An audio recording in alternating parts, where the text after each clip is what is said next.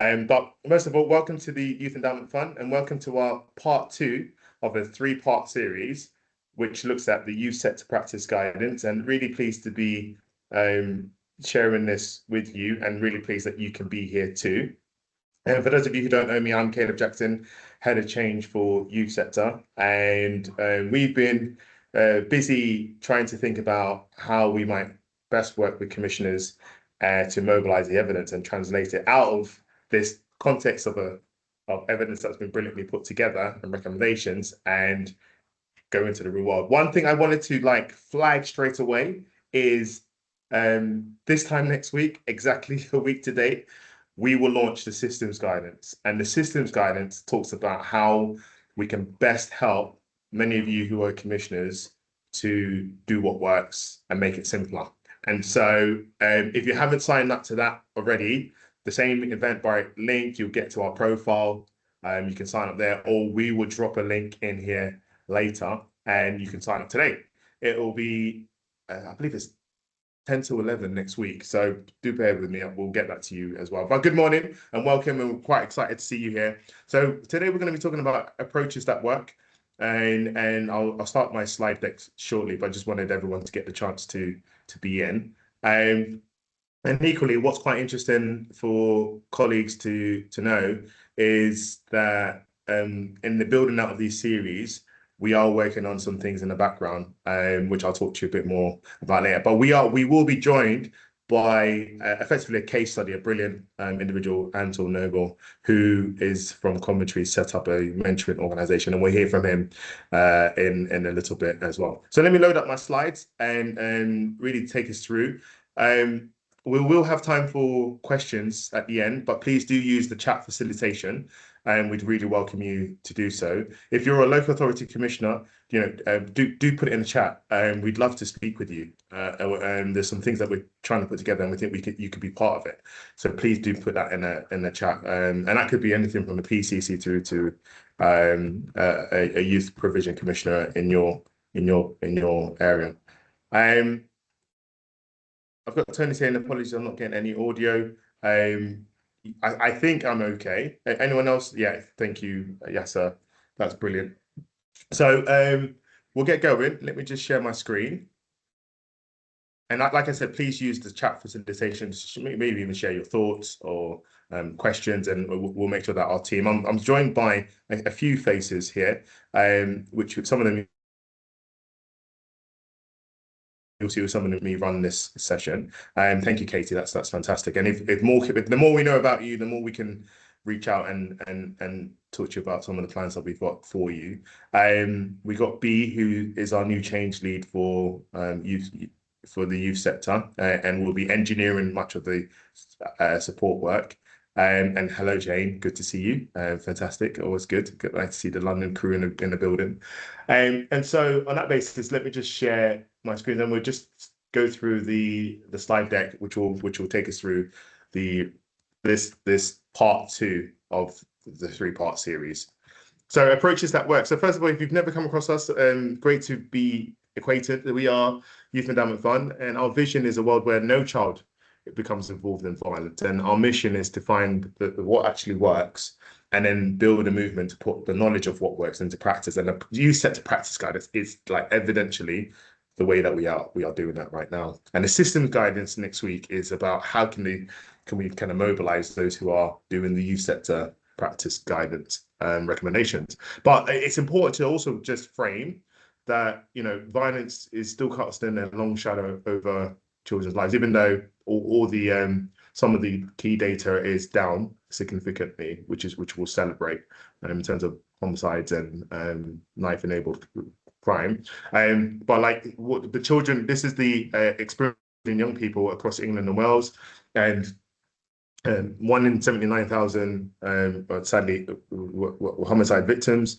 and 1 in 500 on every year are admitted to hospital due to assault with a knife or sharp object. 1 in 20 told us they carry a weapon. 1 in 10 are approached to sell, hold, or transport drugs or weapons. And like there's obviously quite a lot of contention around the the social media ban, social media being one of the ways that perpetrators can groom children into this sort of thing. And I heard deputy PCC yesterday, share some very kind of vivid, strong thoughts about if everyone saw what I saw that children see, they would appreciate and support the ban. And then 1 in 6 told us they've perpetrated violence. 1 in 5 have told us that they were a victim of violence, and half our children have seen real world acts of violence. And that leads to half our children saying that they changed their behavior because of the fears of violence. So that's just context. In terms of and data and experiences of young people, which is vividly important when we're talking about things that will affect them. What underpins the guidance? So there's the YF Toolkit, which is a 2,000 existing studies globally, and it's 40 approaches and interventions. It's 4 reviews of practice, which is around youth sector funding, youth clubs, the roles of youth workers in safeguarding, and A&E navigators. And all of these can be found on the youth sector page. I've got to plug that. When you go right to the bottom of the guidance, the practice guidance page, you'll see the reviews there, the big documents, but we've used that to mobilize what the recommendations should be. So they're evidence-led. And then, I just shared with you the experiences of children in terms of violence and vulnerability through a survey. And then we've got the Peer Action Collective, which is young people's experiences of youth work in their own words, collected by peer researchers. So, it's a really good bucket. But these guys, every one of our guidance recommendations have been shaped, challenged by these senior leaders, of which you'll recognise quite a few here. 3 major funders of youth provision in England and Wales here. Umbrella organisations, the leading London VRU. Welsh colleagues, so and some amazing practitioners. So it's been really well, and then we've got 15 other youth sector leaders who have shaped and their expert panel members who've been shaped it further. So we're really on point in terms of where we're coming from, and we haven't done this alone, which is the main message here. It's been great and fab working with these guys over the last 2 years. So today we'll focus on, these are the 3 underpinnings, the 3 headlines: right focus, approaches that work, strong foundations. Those are the 3 pillars of the guidance. Today we'll talk about approaches that work. And so that's 5 approaches that we will go into, and then we'll get our guest speaking as well. So given time, it's probably worth me speeding up a little bit. So the approaches that work, there's 4 here. The first one is close the most urgent gaps in youth club access. This is great. This is really good news. This is superb news. As someone who worked in the charity sector, running youth clubs, mentoring young people, working with young people who are involved in different things, and shaping what offer looks like locally with partners who have the power to invest in it, youth clubs can serve young people in terms of violence. So that's great. And we've got evidence now that backs it. Then we've got the raise the standard and reach of mentoring. And we've got maximizing the protective power of positive activities. Again, there's some targeted and there is some universal. And I think that really speaks volume to the hard work that the sector has been doing, but its ability to reach children and young people. So, and then you've got embed and sustained support in high need A&E departments. So let's go into a bit of detail as to what sits behind each recommendation. And, if I were in your shoes, what we're recommending and some of the actions within the youth sector practice guidance. If you haven't read the guidance, 2 things. One, download it. It's 41 pages of goodness. I hear youth sector commissioners saying lots look, we go before a table, we go before senior board, we go before people that sign off our budgets. And, when it comes to maybe asking for more or allocating resources to a specific community, those conversations can become quite contentious. And so the youth sector practice guidance can just help you unlock those doors because it's evidence-led, and that helps you to have strength in those conversations. And we'd love to hear whether there are things you're doing with the practice guide that are informing your commissioning process. That, for us, that's a big win. And I think children and young people deserve that, and we'd love to hear more about it. So close the most urgent gaps in youth club access. So we've got to, why? Because access to youth clubs can protect children and young people from involvement in violence, and but funding for youth clubs has fallen dramatically, as you all know. Many of you will know.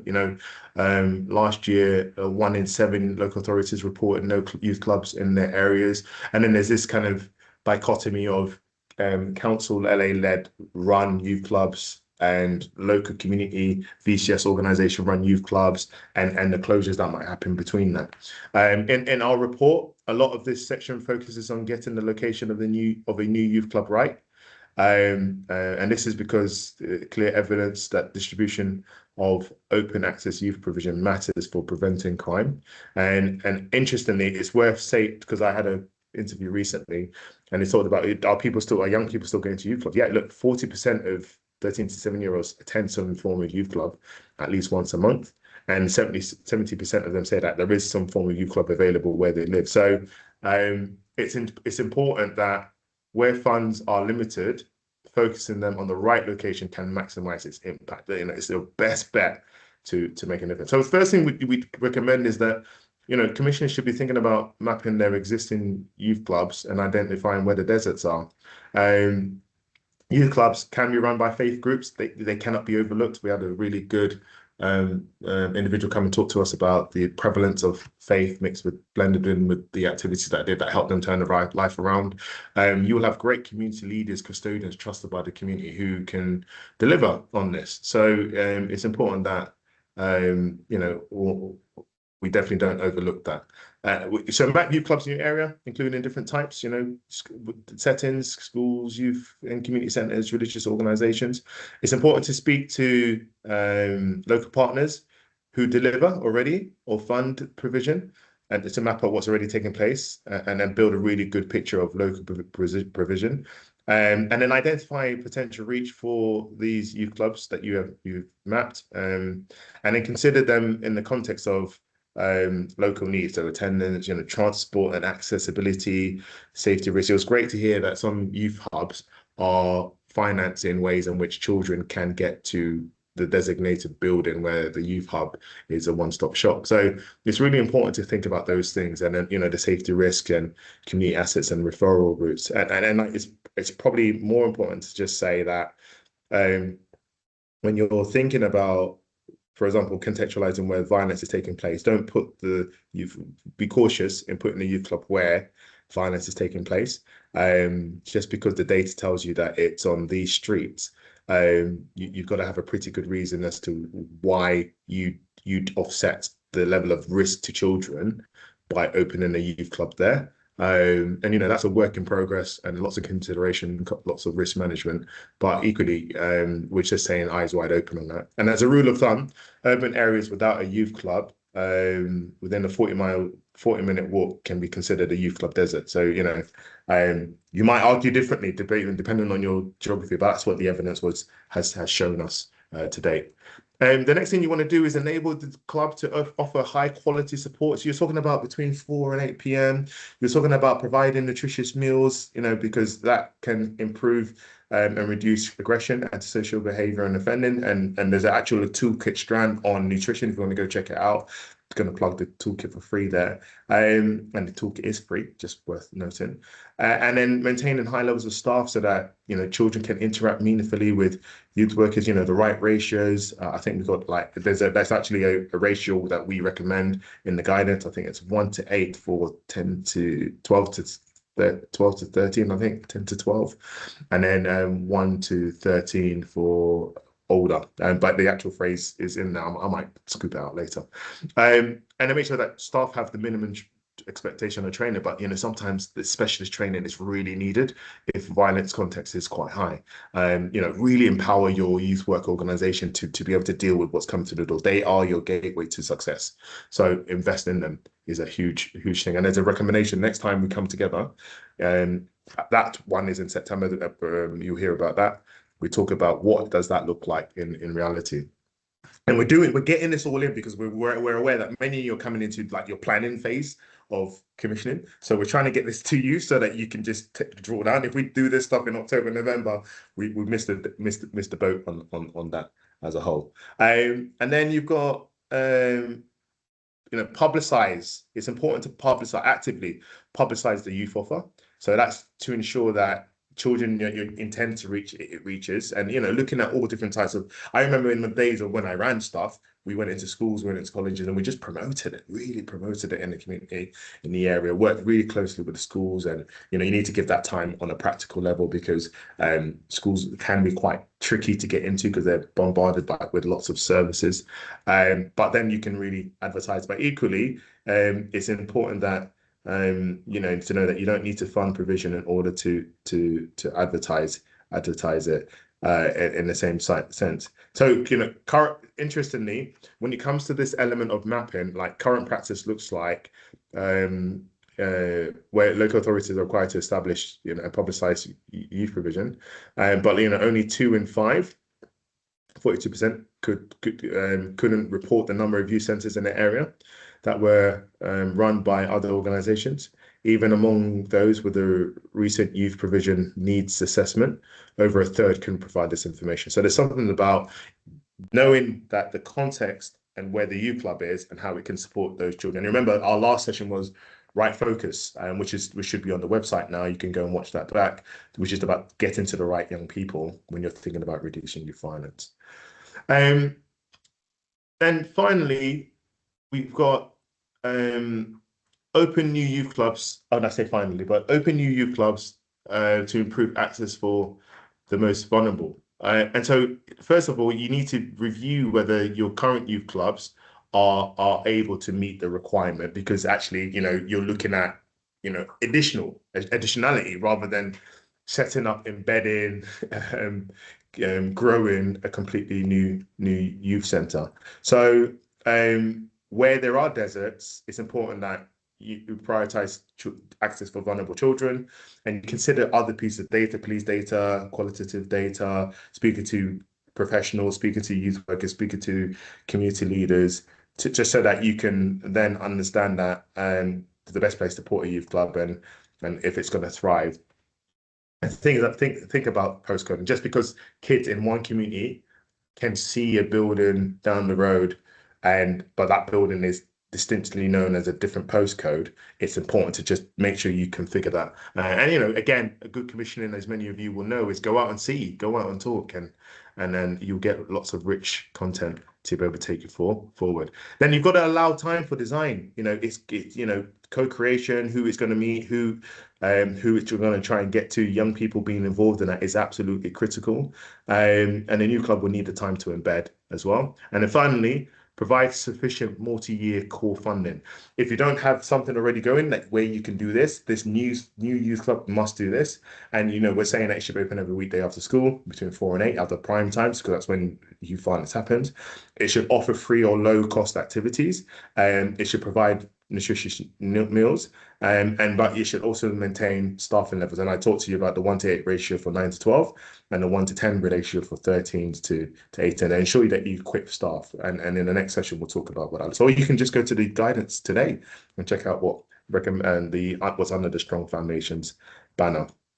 And then enabling the youth club to provide additional evidence-based target support. So yeah, okay, you've got the youth club, offer really low or free activities to enrich the youth club so that young people keep coming.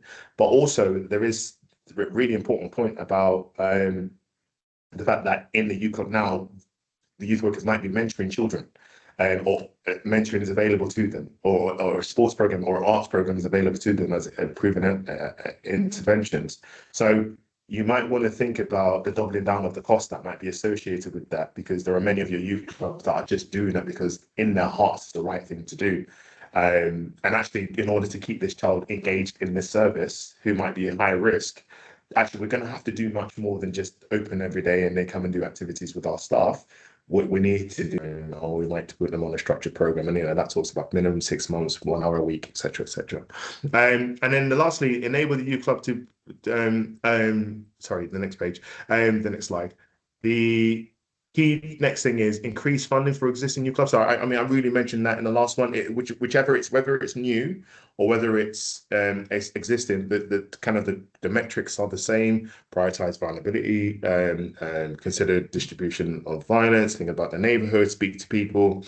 Ensure that children are happy to go there. They have the transport links to get there, and ensure that whichever building they're in, they thrive, and that the staff are well equipped. So you can hear a similar outcome, but don't open it at the expense of existing clubs. I mean, I'm sure many of you would say, "Oh, we'd be hated if we do that." And the reality is, let the data lead you. That's why you've got to think about the right focus, and that might lead to some really difficult decisions. But that's part of your responsibility and your due diligence in your role. And then enhance the support that's existing. And I've talked about additionalities. And then I think this is the final one. Actively publicize the full offer. So ensure that young people have all that they need to be able to attend, and make sure that you use the right information that you've gathered to be able to get that out to them, whether it's social media, whether it's activity days. We used to run massive community days that helped us backfill the youth club, and that's a kind of not traditional way of promoting the youth club as well. And then increase the quantity and quality of the marketing for the local offer. So make sure you really prime the ability to reach, really, and you become market, or you should expect to see from those who might apply to you a proportion of the budget going towards it, and you should make this sort of element of budget available so that your youth clubs thrive and get to the right people. And I think above all things, is the thing we know is that the children who attend youth clubs are 86% more likely to be involved in gangs and negative peer groups. That's what they told us in our surveys. And so the youth club, it has a great way to attract young people with vulnerability, which is why youth clubs do come with issues and high safeguarding, because it's the melting pot for young people, where young people feel safe and trusted. And so then you have to really qualify that. And from tackling disproportionality, and children who are from Black and Asian backgrounds attend youth clubs more than white children. So it's also a great way and an advantage in a universal way to do that.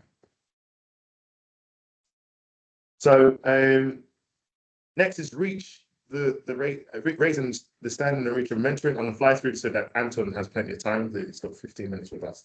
Well, one of the things is that the reach of mentoring, we can recommend that mapping existing mentoring provision in the area it helps to identify gaps and complement rather than duplicate. Resources in the guidance report also think about helping you map provision in your area. There is likely to be regional variation. So, we find that when you look at 360 Giving as a mapping exercise between 23 and 25, 2023 and 2025, we found that there were grants of 24 million. And over half went to projects in London. So, and it's important that we should focus on mentoring that is about provision for vulnerable children and people who meet the criteria. And in terms of mentoring, it does not need to have an explicit focus on violence. It can include a focus on employment, but definitely focus on mentoring programs that match a young person with a mentor and enable them to meet regularly. And it's important to identify some gaps in the provision, whether it's geographical distribution of mentoring programs, where the referrals come from, what the eligibility criteria is, what the program focus is, employability, skills, sport, those different, and having variation is a positive thing, and it enables overall. And it's also about thinking about overall quality of support provided. So, standard mentoring should ensure high quality one-to-one support from a safe adult, and at least 6 months of weekly meetings, each lasting 1 to 2 hours. And there should be support for mentors, which include training and supervision as a whole. But we're going to hear from Anton now, just because of time. So let me just jump to that. And I just want to introduce Anton. Anton, who is grew up and lives in Coventry and was part of the local gang team when he was younger. He founded Guiding Young Minds and is currently program manager and is recognized as a leading mentor in the UK.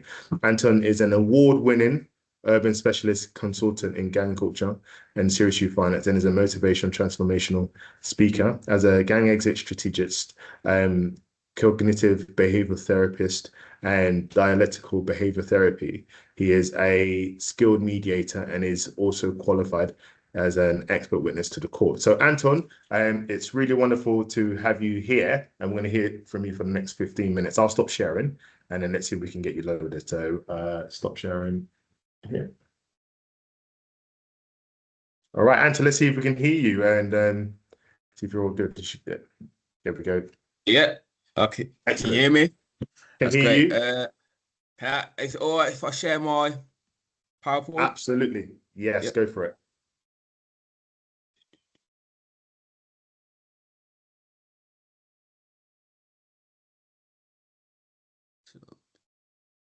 Can you see that, everyone? Yeah.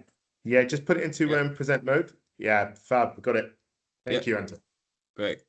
So, as I said, my name is Anton Noble. I'm the founder of this service called Guiding Young Minds. We work with young people and adults that are involved in serious violence. Um, those that are entrenched, the kids that are at risk, the kids that lost in identity, all these kids we support, and we also support people that have been victims of crimes because, as you know, those that are victims of crimes that don't get the help soon enough, they then turn to perpetrators. So we as an organization put that in our core values, and most of us have experienced being a victim of something, and it ain't a nice feeling when you're not heard. So we see that as the root of many problems that a lot of perpetrators came from being victims. Um, this is going to be a quick video to summarize the service as a whole. Let me know if you can hear it or not. We haven't got sound at the Well, moment. let me see. If I'll just speak through it if you can't hear it, so it just saves Yeah, time. Is that what? yeah, go for Yeah. it. So in the background, as you see in the video, uh, we do outreach worker, we've got mentors, we've got specialist therapists, and we've got people that do open speaking uh, in assemblies and prisons. So as you see here in the back, there's a youth bus. This is one of our things as previously you were speaking about. There's lack of youth clubs in the area. So I thought of an idea to create a portable one. And so we go into areas and communities that have not got no youth clubs and got high violence in the area. So we park up anywhere where high risk gang involvements are. And a lot of, we've never, in the whole of the 11 years I've created Guardian Minds, I've never had no conflicts of opposite gang members attacking the bus when there's gang members on our bus or other kids. Never. It's never happened. So, and that's in the 9 parts of the UK this van has been. We're looking to multiply this van because it's very getting used very a lot. So we're looking to invest in more vans so we can deploy it in other areas. As I go on, as I know, we were one of the first piloted mentoring therapy services that the YF did fund, which is very grateful in 2019.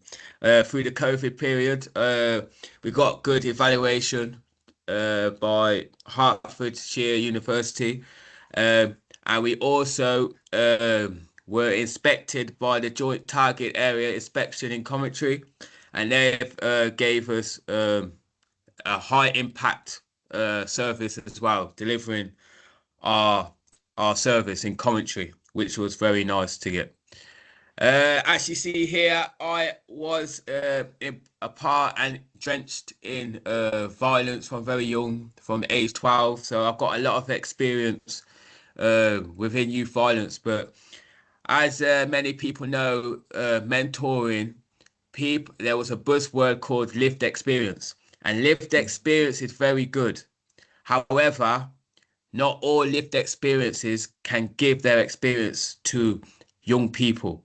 And I feel there needs to be a criteria before someone can give their experience, because if they're not healed, they will give damaging things to other kids, which is very bad.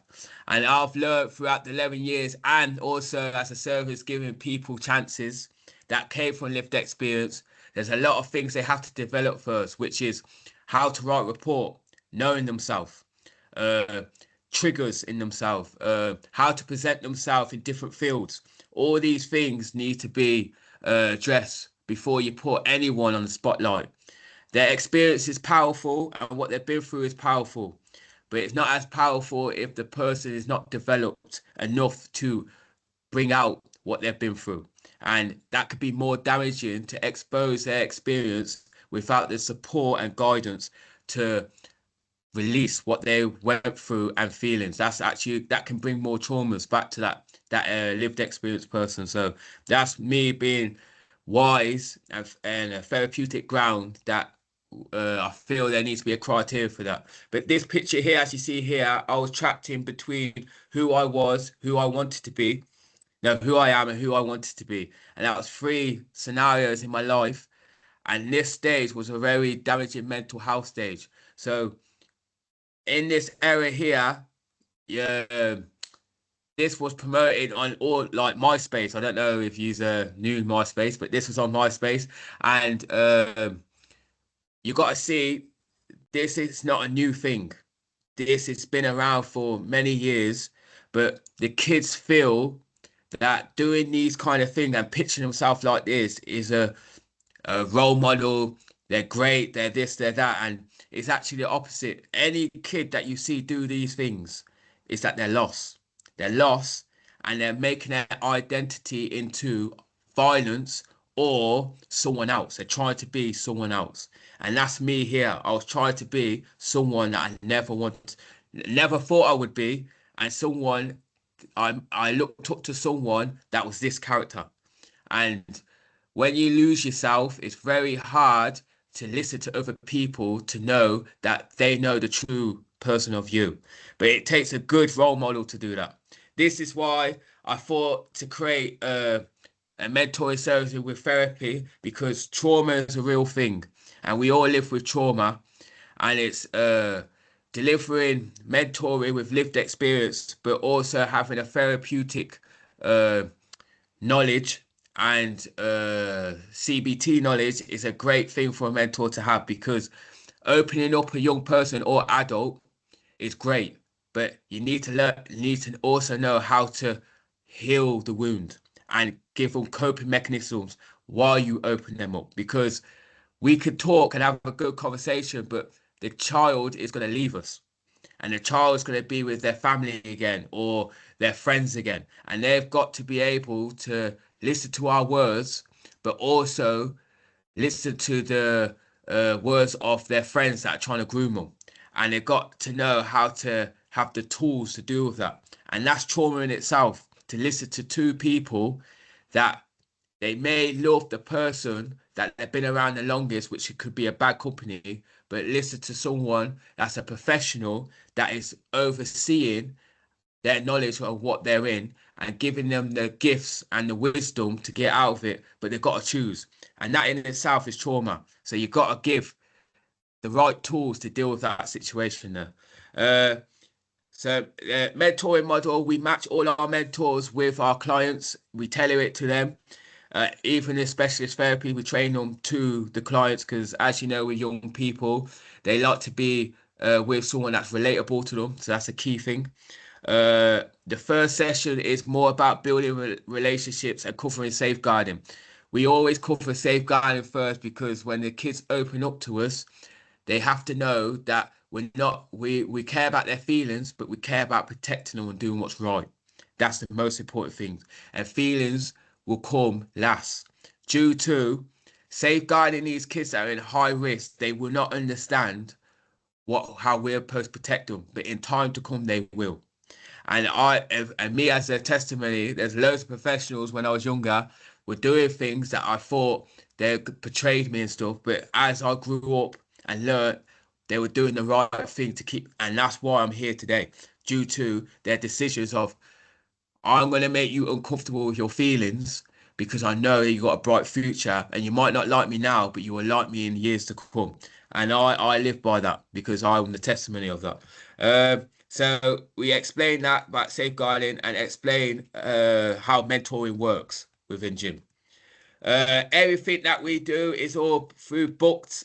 So we have loads of programs that we tailor ourselves, not just males. We do it to females and any agenda that they want to present themselves. Because violence attacks all cultures, it attacks all beings, and there's literally no criteria, no more. Normally, you can look at a kid that's in a gang. I promise you now, the kids that we work with, you'll never think they were involved in anything. And they're Mm, very high in, very high in. So you cannot paint a picture or have an image of a kid now in violence. You cannot. You have to break that mindset and learn that it's the character and what they do that you have to see if they're involved or not how they present themselves. You cannot look at that no more. Because if you do that, those that look like the image from back in the day may not be nothing at all. And this is why sometimes professionals get it wrong with kids, which then make kids want to be that person because of how they dress, having the hoodies and all that kind of stuff. Yeah, that was a few years ago when that was entrenched, but now, due to the urban society and how shops are promoting these kind of things, it's normal now. Every kid that's good, bad, wear these things. So you can't judge them on them kind of clothes no more. Um, Everything that we do assess. We assess every single and evaluate every single work that we've done. We're an evidence-based service, so there's initial assessment with the child. We go through their difficulties and goals. Does the client want to change? So that's the most important thing, because he has to feel he wants to change within himself before we can enhance that change. Even if they don't want to see the change and they don't see it yet, we do triggering things to make them see this could be you, but you gotta want it. Uh, Initial assessment that we do it at the first, middle, and end, and then we give it back to the social worker and the parents and any professional that's working with them to know how the mentoring went and the therapy went and what they need to work on and what went wrong with him. The sessions, due to whoever works with him after needs to know these little things that could trigger that person so they don't have to start again what we did. It's a follow-on work. That's what we do.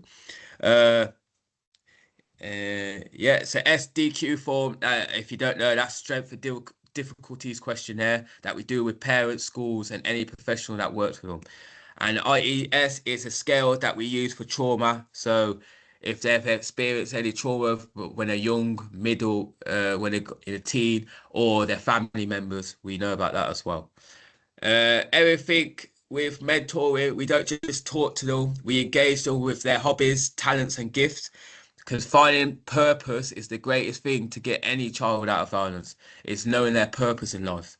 And if they don't know their purpose, you see a kid very entrenched in violence due to whoever he's been captured from by grooming or his mindset and how he sees himself is because he's trying to find a purpose, but he's finding it in the wrong route. And we are there to direct him to the right purpose. And sometimes their gift that they're using it for wrong. So then we tailor that to do it for good. And that's when they start finding that you can be who you want to be, how you are, but you don't have to be bad to have this influence. You can be good and have a greater influence to turn. So that's what we do with most of our kids. As a service, I knew that obviously a lot of these kids love money. They love to be noticed. They love to have an achievement. They love to be lifted up, and they love to be ambitious and be an entrepreneur. So I've connected to a lot of businesses with Guiding Young Minds. So we're with a lot of people that give young people chances and rehabilitation. I'm a very key speaker of rehabilitation, and it's not rehabilitation. It's not just for in prison. Rehabilitation is for out here as well, because there's a lot of young people and adults that are out here that go through a lot of stuff that need rehabilitation in society again. Even though they're out in society, they've isolated themselves because their mind is not in society, it's in a violence. So we do rehabilitation courses before we put them in work. And McDonald's, Kia, David Lloyd's, all these kind of people, they've helped us give young people opportunities to see that what you love to do can be your career. And it doesn't, you don't have to do something that is just because of money, but you could do something because you love it. And when you love something, you'll be more likely to put your whole self into it. Uh, uh, every child that we get a referral form. As you know, a lot of services give us their reports on the child, but we always make our own assessment because a child can present themselves different with different people. So we don't neglect that, and we don't neglect what other services have experienced from the child, but we don't take it as Bible because there could be the kid just didn't get on with that person and they could be writing all these stuff about the kid due to their relationship. So we make our own relationship and then see what to bring to the next person that works with the young person because children don't stay in a state with professionals. They show difference of themselves as they grow in themselves.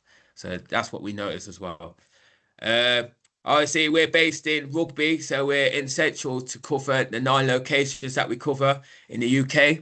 We've got a big office. We've got a youth club there and therapy rooms for adults and young people. And we support many parents as well and many professionals like police, social workers that have children that are involved in violence or themselves that have experienced violence and they needed support. As I said, you saw the youth bus uh, that we do in the community that we're expanding because it's very popular and a lot of people are jumping on it. And coming to the end, so we're a service that love to help a lot of people. We've got a 24-hour gang line, which is I have access to. And then we have a lot of parents and professionals that ring it due to if their kids gone missing for county lines or if all or the parents cannot handle their kid, they don't know what to do, they're scared to ring the police to make it worse. We give them the advice to take the step. And you're never in too deep to make a change. That's the slogan. And that is me. Thank you for Brilliant. having me. Any Anton, questions? fab. What we'll do is we'll hold on for just for 2 minutes, Anton. Yep, And then we'll have some questions. I'm sure people will have some questions. I just that's think, fine. yeah, Jane, just hold that thought. Jane, we'll come to you first. I've got another 5 minutes, and then we'll close up with some cues. So, Yep. but Awesome. brilliant. I mean, talk about the contextualization of what we're talking about. And you've actually answered one of the questions in the chat about what about rural places. So fantastic. You've saved me definitely a job there. So. Just back to the last couple of recommendations. I mean, I could listen to Anta for another hour easily without even trying, because of the fantastic reality of what you're sharing. Let's just load this back up. Great. So we've just had Anton. So recommendation 4 is maximize. I'm going to speed through these. I won't go into as much detail. A lot of it's in the guidance, and we'll be doing things to help commissioners really think about these things. But maximize the protective power of positive activity. So that includes funding a range of different activities, including sports. That's because children, it can help to improve their social and emotional skills through trust and relationships. And youth workers can offer that. We're just aware that it's not always youth workers, it can be sports coaches too. Offer vulnerable children at least 6 months activity with a trained adult. And it's important to fund provision that builds social and emotional skills and relation and trust and relations, which you just heard Andrew talk about it lots there. And there's lots of good stats in the guidance of that. There's two great, fantastic case studies. We've had one just now, which is Audio Active and Rugby Works. So these are two positive activities that Actually are both been on funded trials with us. But you can read more about what they do, from how they onboard people through to how they ensure that their staff are brilliant. And then recommendation number 5, which is embed sustained support in high A&E departments. And it's because children who attend A&E as a result of violence, specialist support can protect them. But you know what? Many A&E navigator services provide only short-term support, and some high-need hospitals lack this support entirely. So one, it's important to target support to children and young people who need it most, based on throughput. That's really important. And you'll get a map of where there are A&E navigated services at the most. So that will go in the chat any second now. Yanina will do that. And then, but it's also clickable in the guidance. So you can check if there's an A&E navigated service where you are, because again, if you triangulate, you can find out which children start to pop up in different parts, and then you can triage accordingly. And then you can get services that help you fix that, and help support children. Make caseworkers right at available times. So based on working out where the peak times are, and normally it's non-working hours, as in the business day. So just think about how you might support a team to do that. Or how your health colleagues should be thinking about that, because again, you should be working quite closely with them when you're thinking about the violence agenda. And then you should combine sustained direct support with access to evidence-based interventions as well. So, it's about what's next. It's about multi-agency collaboration. It's about what can we put in place for these young people, and like which other services might be able to help them, so that we don't see them return or therefore go on and perpetrate violence themselves. And that kind of cycle of revolving violence. And it's important when you should equip caseworkers for the demands of the role. It's a very heavy role. It's really the sharp end of violence, and it's not for everybody. So it's important that whoever is the function receives really good training, and has a really good quality support, high quality follow-up support, and that they should be remunerated appropriately. We talk about band 4 on the NHS pay scale as well. Yeah, and that sorts out. So what can you do today? So just kind of wrap up like a minute and a half, and then we open for questions and then come to a close. It's been brilliant so far. First one is get ahead by allocating some time in your diary to answer the key question. And the key question is, what types of programs are you commissioning or seeking to commission that align to the available evidence? And you're thinking about high violence and vulnerability context. If you go ahead and you do that, which we're hoping that you do, because you're here to take an evidence-based approach. That's why you've come to this virtual learning cafe. We'd love to hear about it. Like, what are you doing differently? We'd love to hear about it. That helps us really tune into how we can best support you. Obviously, the big one is download or revisit the practice guidance. Purposely put some time, colleagues, in your diary just to like chew it through, become really conversant with it. And I've heard some really good news stories already from colleagues who have taken it and are in different realms and different places and different internal, external meetings, and just sharing it and getting places with it in the way that they didn't before.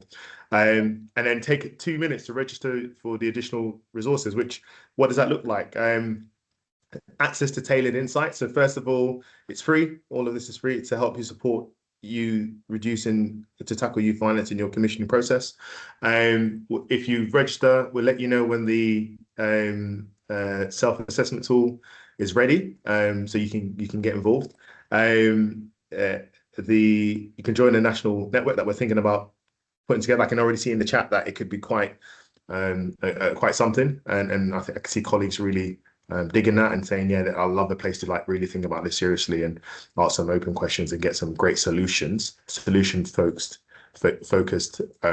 realm. And my colleague B will be driving that, and then you'll be signed up to a newsletter, and you'll get contents and resources just targeted at commission. So I would definitely say 30 seconds to just go in there, give us some information, and here we go.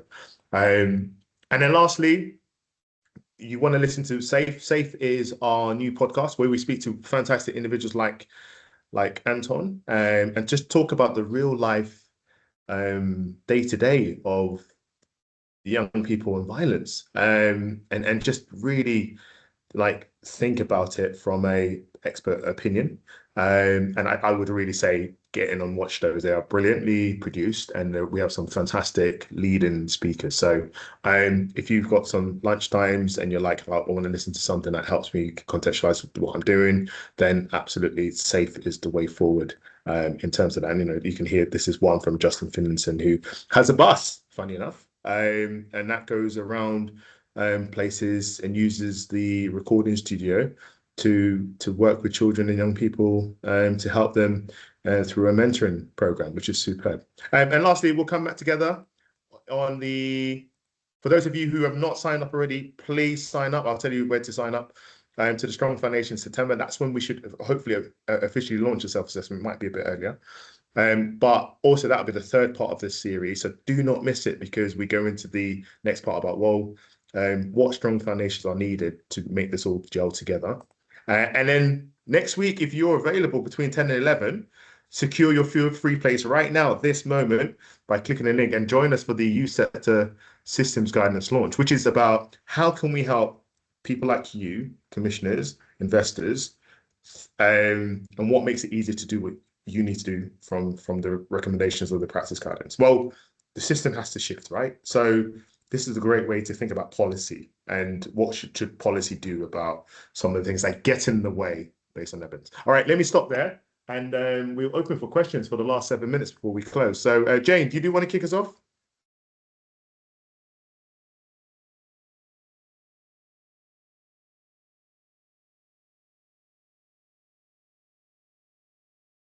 Not sure if Jane's still here. Maybe we've answered the question. Anyone's got questions for Anton or for myself on anything we've said today? You just need to raise your hand, and then we need to take you off mute and etc. etc. Yes, I say Pamela, but Pamela, please come off mute and correct me. Morning, my name is Pamela Witter. I'm the team manager for the youth service in the London Borough of Havering. I'm just curious, Anton, you made mention that you have a 24-hour gang hotline.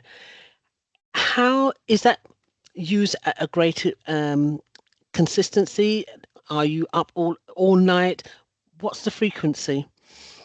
And the second part of that question, is it predominantly young people phoning you, or parents or practitioners?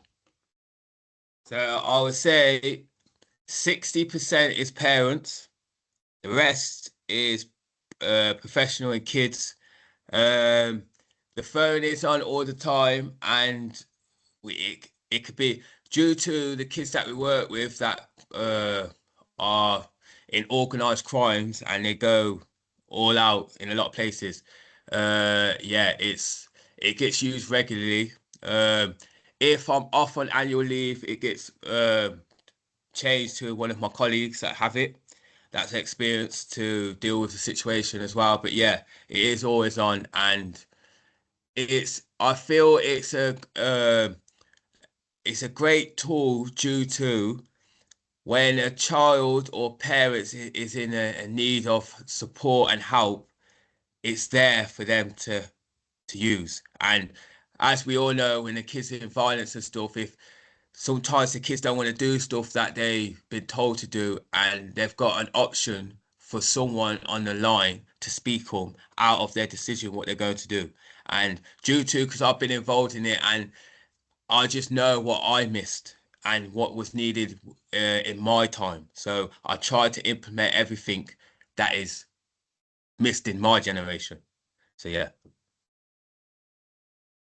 Do you want to come back on that, Pamela? It's just interesting, because it's the first time I've heard there is a hotline, and also knowing that and we all work predominantly for the young person, but I also think about the families who find themselves in crisis at that particular time, especially when their child is missing, or the parent just has no idea who or where to turn to. at at such a crucial time, and it's predominantly evening after 8, 9 o'clock at night. So thank you. That's really useful to know. It would be brilliant to have that service right across national, but I appreciate it's a funded service, and kudos to your organisation to putting that in place. Thank you. Thank you. Brilliant. And again, I think one thing I want to throw in there, Anton, as well, which we probably don't have time to go into, but like, who is paying for that? Like, is it off the goodwill? Like, is it costed out? And and it goes back to what we said about, if you know which children you want to target or who are the vulnerable children, then it's easier to make the case as to why we should be paying so much money to try and keep them safe. But I'll leave there. I mean, Tim, come in. And Hannah, we'll try and squeeze you two in. So Tim first, and then Hannah, and then Anton will wrap it up with both of them. So yeah. Hi, Tim. Thanks, Caleb. Hi, both Caleb and Anton. Tim Opie here from the Welsh Local Government Association. So my question is, and I think I know the answer from listening to what you say, but the provision is purely a youth work intervention and support. There's no clinical intervention involved there, and if there isn't, at the outset of the offer, is that something that you might discuss with a young person, or would you rather be sort of led by their needs and their questions in that regard? I'm not saying it's a recommendation, by the way. I'm just wondering whether that's built into your offer. Is this for me or? Yeah, for you, Anton. Yeah. Oh yeah. So we do give a clinical, because the mentors is actually the bridge to the getting a child into therapy. Because if you speak to any child that about therapy and trauma, they either disengage or they go to the meeting, but they're not themselves. So a mentor is, well, we're trained therapy, so we are the bridge for them to get to the clinical. You can't make a kid go directly to clinical, so we drop little buzzwords and little tasters for them while we're doing our mentoring. So when they go to the therapy sessions, they understand what's going on, so they're tailored to it, instead of saying you got to see a therapist, because that word to them is scary. So we do give clinical support, and my director is my clinical supervisor due to what we experience as well. Yeah. I'm really pleased to hear that latter point, because that's something that the youth work sector really struggles with. We're working with some of the most complex, challenging circumstances that young people are in, but quite often it's the profession that doesn't have that clinical supervision, whereas others do. Yeah, it's true, and that's why a lot of them get burnt out as well. So it's true. Yeah. And Tim, to your point, who's paying for that? Because that takes time to diligence the high quality of it. And this is the case we're saying, like, invest, because that's what's going to make this go quicker. And Hannah, a quick one, please. And thank you, Tim. Brilliant. Good to see you. Hannah. Hello, thanks. I'm not sure how quick it's going to be, but Sure. Hannah Whitcomb from Youth Advocate in Westminster Council. So this is all fantastic. And I suppose, what pieces of work are happening where obviously we need to be cautious and careful, and we can't be saying to young people that we're speaking to police, but part of the issue here is about how young people are recruited into organised crime and the tactics used, etc., and how we're sharing that intelligence and support interventions to kind of try and eliminate the successfulness of that recruitment of young people. It's a very interesting one, and I mean, we need another 5 minutes, but like, I think I knew it was quick. No, but going back to it's a fair pull though. Going back to recommendation one, right focus. If you can understand who the children who are being targeted are, I think that in itself means now you can start to deploy services in the right places to the right children, and that will start to tackle some of that element of kind of online offline space. The problem is the multi-agency approach to understanding the context of where those children are can be quite fractured and broken. So people sometimes don't want to share information, and No, that of course. makes right. So like, there's something about the multi-agency collaboration to better understand. But like, Yeah. but this is why we're trying to learn Yeah. what are the best ways to do this Yeah, stuff. But yeah, yeah, yeah. Hannah, we'll take that. Yeah. And I will sit here and say that depending on who I'm talking to in the police, I might not trust the sharing of the information but to be Right. used in the way that it needs to be, and I will be open about that. So that how do we get to that point is what I'm saying, because actually, yeah. Sorry. Yeah, go ahead, Anton. I would say, so what I've learned throughout the years is the difference between safeguarding and intelligence, and what to share and what not to share. And I've got a great relationship with police, and I made it known because me personally, I came from a culture of a family that didn't like the police. So now many of the police put me in a great spotlight, and they open doors for me. So when I go to speak to kids, I don't speak to the police in a bad way. I'm not saying they're all good, but No. you got to be able to tailor your words to the child so they trust you what you do with the information. Yeah, and yeah. and who to speak to in the police. Not everyone in the police you can speak to about certain information. But yeah, there's a difference between intelligence and safeguarding. That's what I could will say to you. Yeah.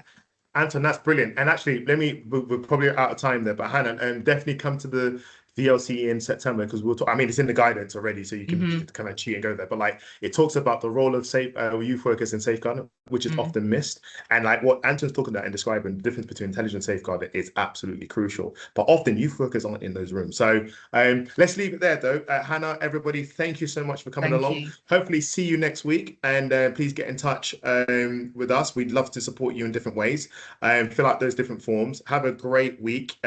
Get yourself an aircon now, because the prices go up at the weekend for next week. So all the very best, and we'll see you next time. All right, take care. Anton, you're brilliant. Thank you.